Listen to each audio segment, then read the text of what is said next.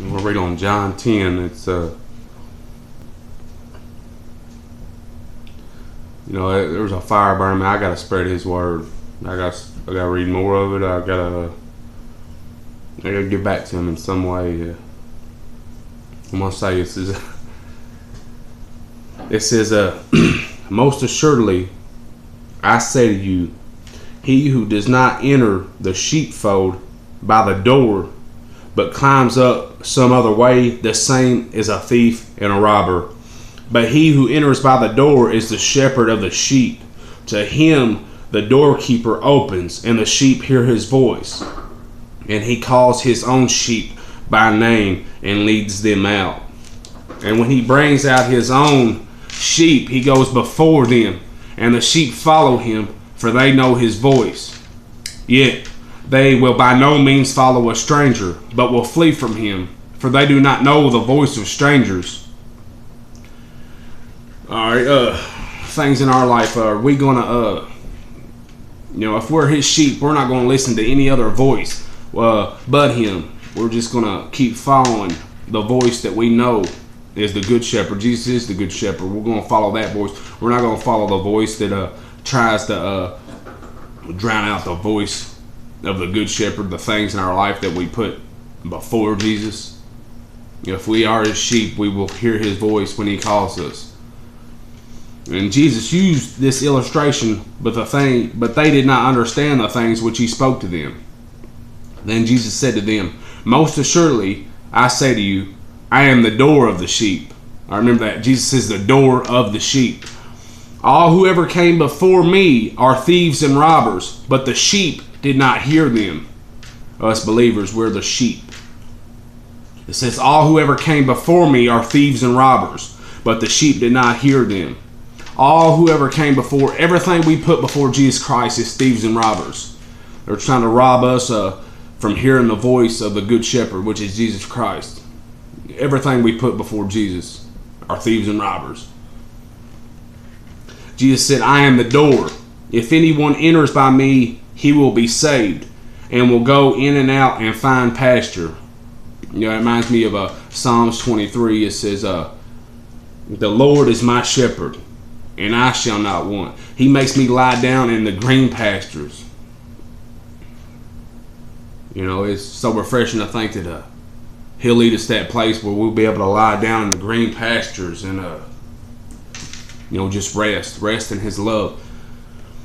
It says, the thief does not come except to steal and to kill and to destroy. I have come that they may have life, and that they may have it more abundantly. The thief and the robbers, the things that come to kill, steal, and destroy, the things that we know we're supposed to do, but we go against them. They steal away, and they drown out the sound of the shepherd. They drown out the sound of the voice of the shepherd. And a thief is the drugs, the alcohol, the worry that's placed up on our mind, the things that we know are bad, and we still listen to that voice that drags us to go do them kind of things. And it's all of Satan. The thief, he comes to steal, kill, and destroy. The things that steal, kill, and destroy in your life. That's the thief. Verse 11, I am the good shepherd. The good shepherd gives his life for the sheep. Okay, the good shepherd. Jesus Christ, he is the shepherd, the good shepherd, and he is the door.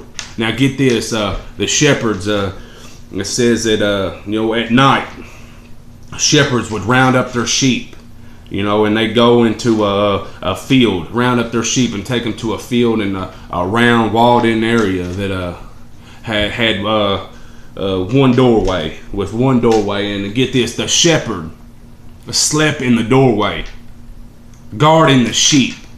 Jesus Christ is the sheep. Jesus Christ is the shepherd, the good shepherd. Jesus Christ is the door.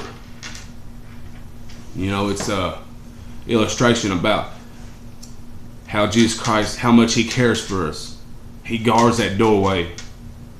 We just got to hear his voice. Now get this. It says, but a hireling, he who is not He is a hireling, he who is not the shepherd, one who does not own the sheep, sees the wolf coming and leaves the sheep and flees, and the wolf catches the sheep and scatters them. All right, get this: the hirelings in our life, the things that were put before, that the hirelings, they seem good in our life. It says that a hireling will tend the sheep but not defend the sheep. A hireling will feed the sheep but not lead the sheep. They will leave the flock to defend for themselves. The things in our life, such as that drown out all these other voices, that drown out the sound, the voice of the good shepherd, the sports. It may be sports, the hobbies, the sleeping in, the dining out, the hanging out, the taking it easy, the alone time, time with family and friends. Yeah, get that. They're going to drown out the voice of the good shepherd. We got to put the good shepherd first, the voice. We got to hear that voice, and when he calls, we got to follow. The hireling flees because he is a hireling and does not care about the sheep. The things in your life that they don't care about you. They're just going to run when the trouble comes. They're going to build you up in Jesus Christ. They're going to point you to the true answer, to the true voice, and tell you to follow him. Let me read it again. The hireling flees because he is a hireling and does not care about the sheep. Jesus says, I am the good shepherd, and I know my sheep, and am known by my own. The sheep are going to know the voice of the good shepherd.